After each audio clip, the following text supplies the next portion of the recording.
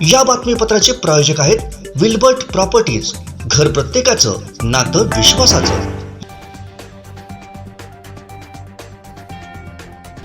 जुन्या मुंबई पुणे महामार्गावर एक खासगी बस दरीत कोसळून भीषण अपघात झाला। या अपघातामध्ये 13 जणांचा मृत्यू झाला असून तब्बल 25 जण जखमी आहेत। सिंधुदुर्ग डाक विभागाने मागील आर्थिक वर्षात उल्लेखनीय कामगिरी करून गोवा रिजनल स्तरावर सर्वोत्तम विभाग म्हणून गोवा रिजनल स्टार डिव्हिजन हा किताब पटकावला।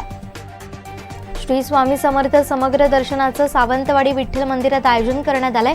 यात स्वामींच्या 125 दुर्मिळ फोटोंचं अनोखं दर्शन घडवण्यात आलंय। पुढील 4 दिवस कोकणसह संपूर्ण महाराष्ट्रात पावसाचं वातावरण असेल तर राज्यातील काही भागांमध्ये मेघगर्जनेसह वादळी वाऱ्याचा पाऊस होईल असा इशारा हवामान खात्याकडून देण्यात आला। सावंतवाडी उपजिल्हा रुग्णालयामध्ये सोनोग्राफी मशीन दाखल झाली आहे। गरोदर महिलांना सोनोग्राफी मशीनद्वारे तपासणी आणि रिपोर्ट ही सेवा मोफत मिळणार आहे। गेल्या 1 महिन्यात उष्माघाताच्या 72 संशयित रुग्णांची नोंद मुंबईत झाली आहे, तर राज्यात यावर्षी एका रुग्णाचं निदान झालं असून 356 संशयित रुग्ण नोंदवले गेले। आपण पापडी पुलाखाली कचऱ्यामुळे घाणीचं साम्राज्य पसरले। संबंधित स्थानिक प्रशासन याकडे गांभीर्याने न पाहता डोळेझाक करत असल्याचा आरोप स्थानिकांकडून करण्यात आला। पोलीस भरतीसाठी एकापेक्षा एक अधिक अर्ज करणाऱ्या उमेदवारांना उच्च न्यायालयाने दणका दिलाय। त्यांची उमेदवारी रद्द केल्यानंतर पोलीस महासंचालकांनी राज्यातील भरती झालेल्या सर्व जिल्ह्यांमध्ये त्याबाबतचे आदेश बजावले।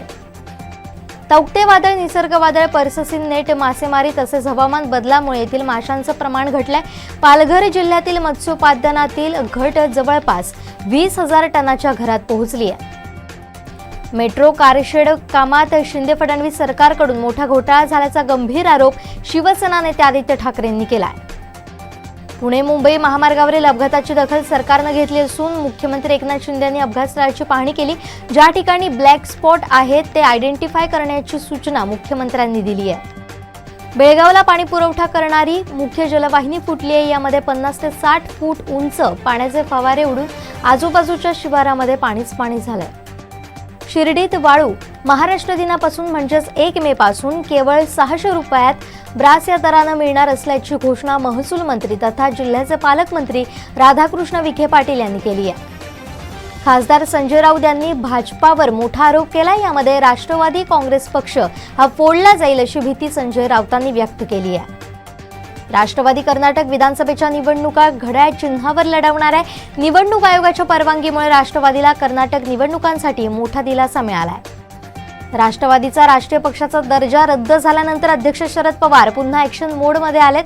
कर्नाटकातील निवडणुकीत किमान 40 जागांवर लढणार असल्याची माहिती देण्यात आली आहे।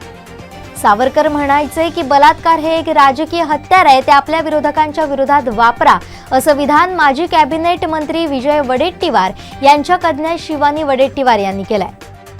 मे महिन्याच्या मध्यात कोरोना शिगेला पोहोचलाय।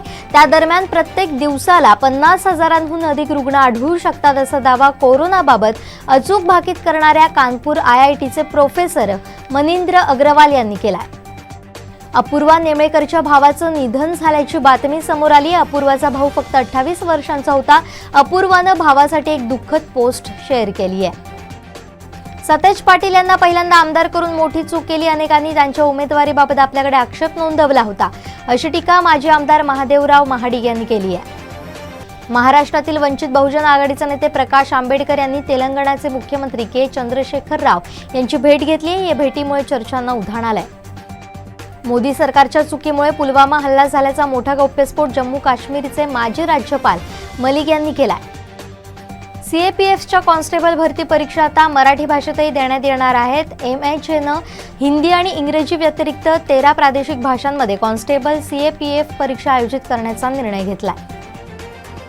न्यूझीलंडच्या ऑकलंडमध्ये नुकत्याच झालेल्या ड्रग्ज बसच्या तपासात असं दिसून आले की ड्रग्ज विक्रीच्या आरोपाखाली अटक करण्यात आलेला संशयित माजी पंतप्रधान इंदिरा गांधी यांच्या मारेकऱ्याचं नातेवाईक आहे।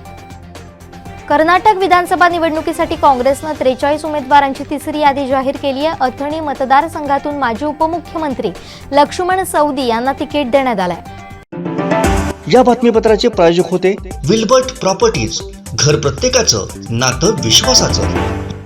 कोकणातल्या ताज्या घडामोडी आणि लाईव्ह अपडेट्ससाठी फॉलो करा कोकणचं नंबर 1 महा चॅनल कोकण 7 लाईव्हचं फेसबुक पेज।